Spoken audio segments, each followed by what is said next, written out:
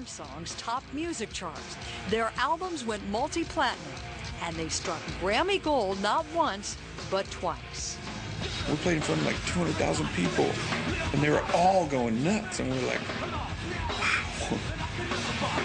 I dreamt about this when I was a kid, and 100% of it came true. All the fame and money and touring, it's crazy. But Brian wasn't happy. To the outside world, I had it all. I had money, Grammys, I had the house, cars, anything I wanted. But the whole time I was with Korn, when we had success, something at home was failing. Life on the road took its toll.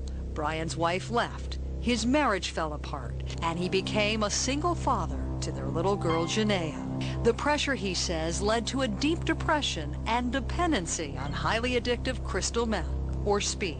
I started doing speed full-time, every day. I was addicted to Xanax, too, and sleeping pills. It's like living in pure hell. I was so miserable. I was like, I just want to go to sleep and never wake up, never. And I really wanted to die, I really did. Then one day, he heard his daughter singing a Korn song.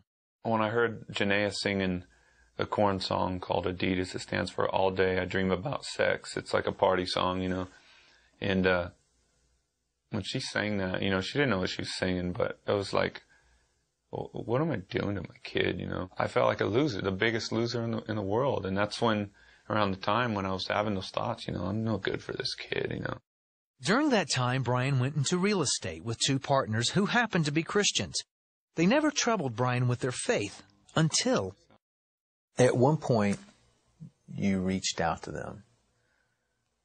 What happened? What made you reach out to them? And because you knew they were Christians. They actually reached out to me.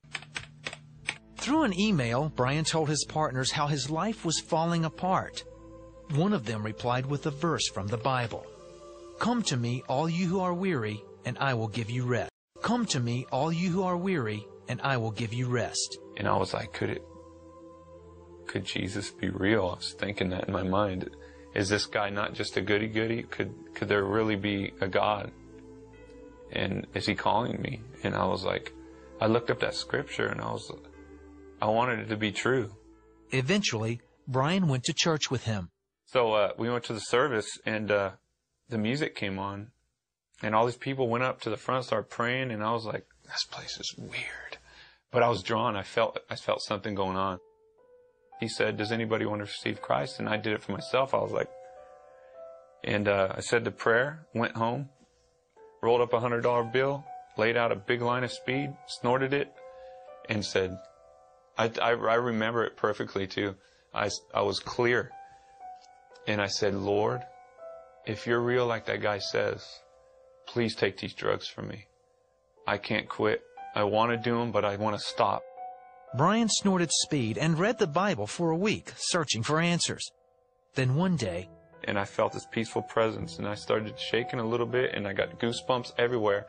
And the first thing I felt was, I love you. And I was like, Father, I was frozen. I said, Father. I was like, this is God.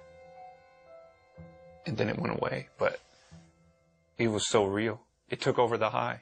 And when it went away, the drugs just was, my mind was like, that was just drugs or something. That wasn't real. That wasn't God. And so I did drugs all night long. The next day, I woke up, and I had a feeling to go to my Bible. I opened it up and I pointed, and it said, the soul who sins is the soul who will die. And to me, right then, I was like, I felt like God told me right there, I revealed myself to you last night. It's time for you to stop the drugs. It's time for you to be done. And I just was consumed with fear. I was like, I went and grabbed all my drugs and threw them in the toilet and just said, I'm done, God. I'm yours now. I'm yours. And it's the last time I did drugs. That's pretty major for that to happen, for somebody to be on drugs for so long. Yeah. It was a miracle. And to be totally clean. At that same time in 2005, Brian split from Korn and sent the music world into a spin. Brian, on the other hand, was baptized in the Jordan River and started his new journey. Well, how did it feel to be released from Korn? To tell you the truth, God was real. He revealed himself to me. He kept revealing himself to me. And I felt his presence at my house.